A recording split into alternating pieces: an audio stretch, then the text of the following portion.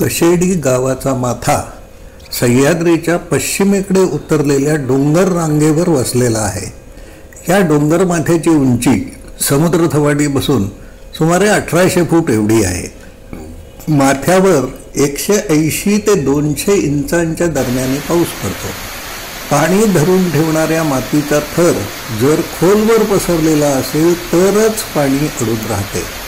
माथ्यावर मातीचा असा पाणी पकडून ठेवणारा थर नाही, त्यामुळे येथे पडणारे पाणी फार काळ टिकत नाही. ते उताराच्या दिशेने वाहून जाते. जोराचा पाऊस झाल्यावर उतारावर धबधबे वाहतात. पाऊस जर 8 दिवस थांबला तर धबधब्यांच्या जागी पाण्याची छोटीशी धार दिसते. ज्या जागी मातीचा थर आहे तेथील पाणीही फार काळ शिल्लक राहत नाही. मातीची पाणी पकडून ठेवण्याची क्षमता फार कमी आहे. परिणामी मातीच्या तळाशी असणाऱ्या दगडांच्या उताराच्या दिशेने पाणी वाहून जाते.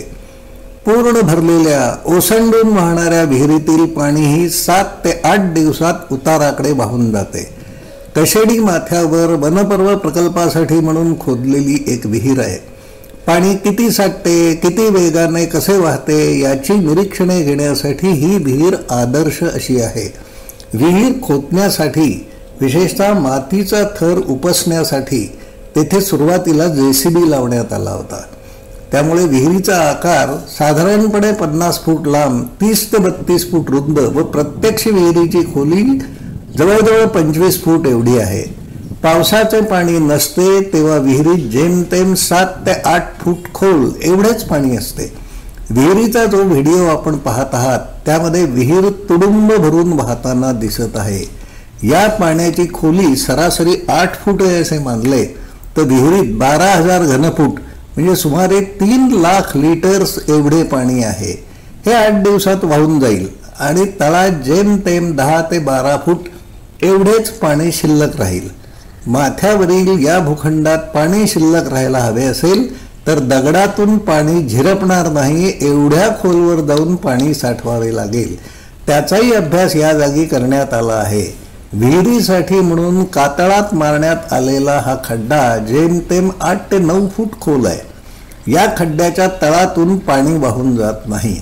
हा खड्डा पूर्ण भरतो आणि पाणी वाहण्याची सुरुवात होते. या जागी कातळ असल्याने पाणी मुरून उताराच्या दिशेने जाण्याची शक्यता नाही. हे पाणी अडवता येणे शक्य आहे, पण यासाठी सिमेंटचे पक्के छोटे बंधारे बांधावे लागतील.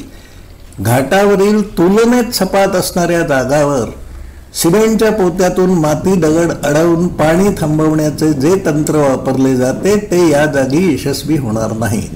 सह्याद्रीच्या डोंगर उतारावर वसलेल्या अनेक गावातून पाणी टंचाई आहे. कितीतरी गावातून फेब्रुवारी महिन्यापासून पाण्याचे टँकर सुरू करावे लागतात. सह्याद्रीच्या माथ्यावरील परिसरात पाणी अडवायचे झाल्यास ते कसे अडवावे लागेल या संदर्भातील निरीक्षणे सर्वांना माहीत व्हावीत यासाठी हे सादरीकरण बनवण्यात आले आहे. या संदर्भात अधिक माहिती हवी असेल तर संपर्क साधावा ही विनंती आहे. धन्यवाद.